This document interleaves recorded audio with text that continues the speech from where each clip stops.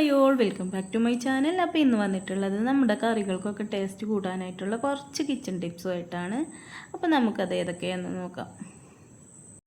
First tip, നമ്മൾ നൂൽപുട്ടിന് പൊടി വാട്ടിയെടുക്കുമ്പോൾ നന്നായിട്ട് തിളച്ച വെള്ളത്തിൽ നൂൽപുട്ടിൻ്റെ പൊടി വാട്ടിയെടുത്ത് കഴിഞ്ഞാൽ നൂൽപുട്ട് നല്ല സോഫ്റ്റായിട്ട്.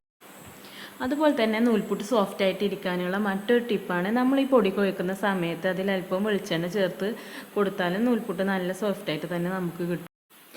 ചിക്കൻ കറി വെക്കുന്നതിന് മുന്നേ ഉപ്പും മുളകും മഞ്ഞൾപ്പൊടി അതുപോലെ തന്നെ അല്പം തൈരും ചേർത്ത് ചിക്കനൊന്ന് മാരിനേറ്റ് ചെയ്ത് വെച്ച് കഴിഞ്ഞാൽ കറിക്ക് ഒന്നുകൂടെ ടേസ്റ്റ് കൂടും. അതുപോലെ തന്നെ ചിക്കനൊക്കെ നല്ല സോഫ്റ്റായിട്ട് കിട്ടും.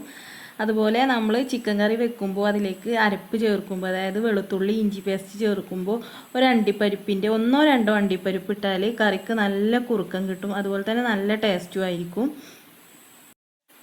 ഉണക്കമീൻ ഫ്രൈ ചെയ്യുന്ന സമയത്ത് ഉണക്കമീനൊന്ന് ഫ്രൈ ആയിട്ട് വരുമ്പോൾ നമ്മൾ അതിലോട്ടൊരു ചെറിയ കഷ്ണം തക്കാളി ചെറുതായി അരിഞ്ഞ് ചേർത്ത് കൊടുത്ത് ജസ്റ്റ് ഒന്ന് മിക്സ് ചെയ്തെടുത്ത് കഴിഞ്ഞാൽ ഒന്നുകൂടെ നല്ല ടേസ്റ്റായിട്ട് വരും. മുരിങ്ങയില വെച്ചിട്ട് താളിപ്പ് തയ്യാറാക്കുമ്പോൾ വറവിടുമ്പോൾ ഉള്ളി വാടിയതിന് ശേഷം ഡയറക്റ്റ് വെള്ളം ഒഴിക്കുന്നതിന് മുന്നേ മുരിങ്ങയില ഒന്ന് വഴറ്റിയെടുത്ത് വെള്ളം ഒഴിക്കുകയാണെങ്കിൽ കറിക്ക് ഒന്നുകൂടെ ടേസ്റ്റ് കൂടുതലായിരിക്കും. സാമ്പാർ തയ്യാറാക്കുമ്പോൾ സാമ്പാറിലേക്ക് ചേർക്കുന്ന വെണ്ടയ്ക്ക എണ്ണയിൽ നന്നായി ഒന്ന് വഴറ്റിയെടുത്ത് കഴിഞ്ഞാൽ വെണ്ടയ്ക്കയുടെ കൊഴുപ്പ് കുറയും. അതുപോലെ തന്നെ നമ്മൾ സാമ്പാറിലേക്ക് ചേർക്കുന്ന പൊടികൾ, അതായത് മുളക് പൊടി, മല്ലിപ്പൊടി, സാമ്പാർ പൊടി എന്നിവ വെളിച്ചെണ്ണയിൽ നന്നായിട്ടൊന്ന് വഴറ്റി പിന്നെ സാമ്പാറിലേക്ക് ചേർത്ത് കൊടുക്കുകയാണെങ്കിൽ കറിയൊക്കെ വറുത്തരച്ച് നമ്മൾ വെച്ചൊരു സ്വാദായിരിക്കും. കറിക്ക് സാമ്പാർ ടേസ്റ്റ് കൂടാൻ നല്ലതാണ്.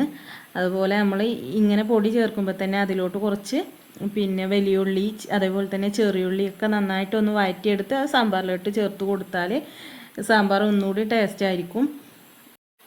സാമ്പാറിന് താളിച്ചെടുക്കുമ്പോൾ നമ്മൾ എണ്ണയിലോട്ട് ഒരല്പം നെയ്യ് കൂടെ ചേർക്കുന്നത് സാമ്പാറിന് നല്ല ടേസ്റ്റാണ്. ഇങ്ങനെ ചെയ്യുമ്പോൾ നല്ലൊരു പ്രത്യേക രുചി കിട്ടും.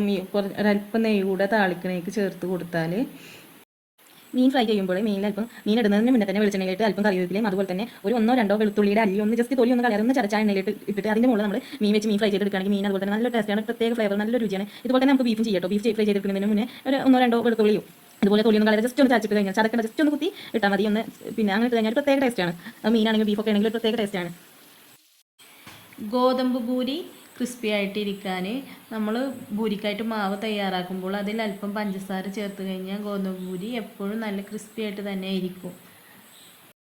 ഓംലേറ്റ് തയ്യാറാക്കുമ്പോൾ അതിലോട്ട് 1 സ്പൂൺ പാല് ചേർത്ത് നന്നായിട്ട് അടിച്ചെടുത്ത് ഓംലേറ്റ് ഉണ്ടാക്കി കഴിഞ്ഞാൽ നല്ല ടേസ്റ്റും ആയിരിക്കും. അതുപോലെ തന്നെ നല്ല പഫി ആയിട്ട് കിട്ടുകയും ചെയ്യും. രസം തയ്യാറാക്കുമ്പോൾ ടേസ്റ്റ് കൂടാനായിട്ട് ഒരു ചെറിയ കഷ്ണം ശർക്കര ചേർത്താൽ മതി.